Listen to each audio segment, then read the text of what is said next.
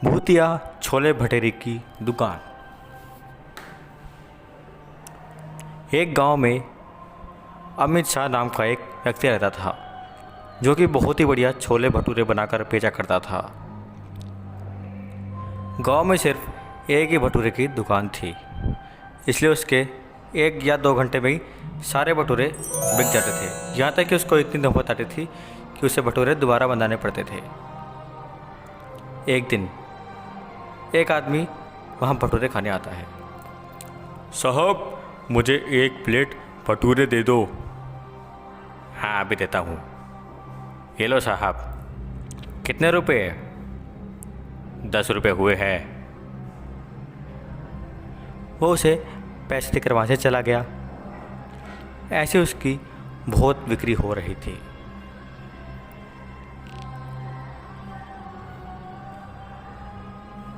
लोग उसके यहाँ छोले भटूरे खाने आते और वापस उसकी तारीफ़ किए बगैर नहीं जाते थे।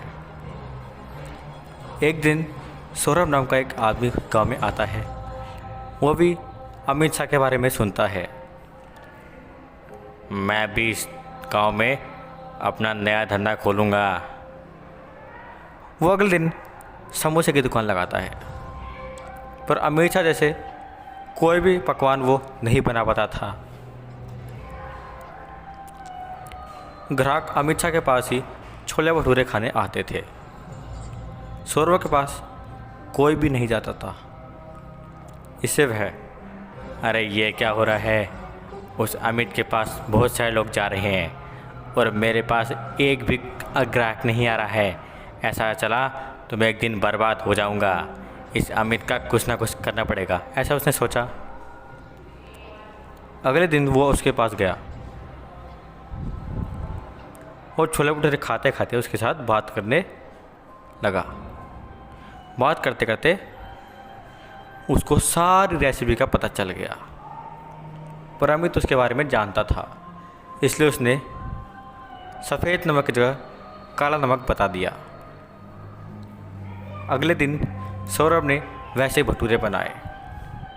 एक ग्राहक खाकर, भाई, ये कैसे भटूरे बनाए तुमने? इनमें तो बहुत स्वाद नहीं है। तुम समोसे अच्छे बनाते हो, तुम समोसे ही बनाया करो। ये कहकर वहाँ से वो चला गया। ये बात सुनकर सौरभ आग बबूला हो गया। उसने अमित शाह की दुकान को तोड़ने का फैसला कर लिया।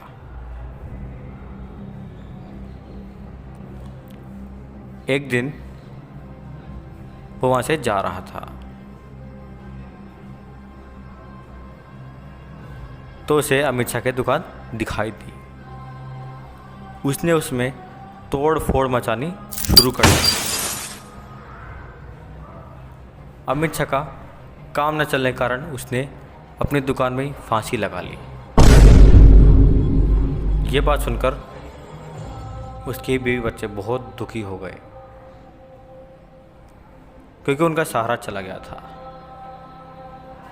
एक दिन अमित जैसा ही एक बहरोपिया वहाँ आता है और छोले भटूरे बेचने लगता है। तभी सौरभ उसे दूर से देख लेता है। अरे, ये तो मर गया था, फिर ये वापस कैसे आ गया? वह सोच ही रहा था कि अमित असली रूप में भूत क्यों आता है।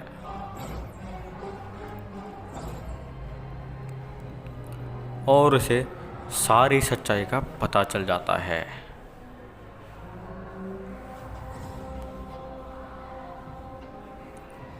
तब वह उसे सौरभ को मार देता है और उसे हमेशा के लिए मुक्ति मिल जाती है।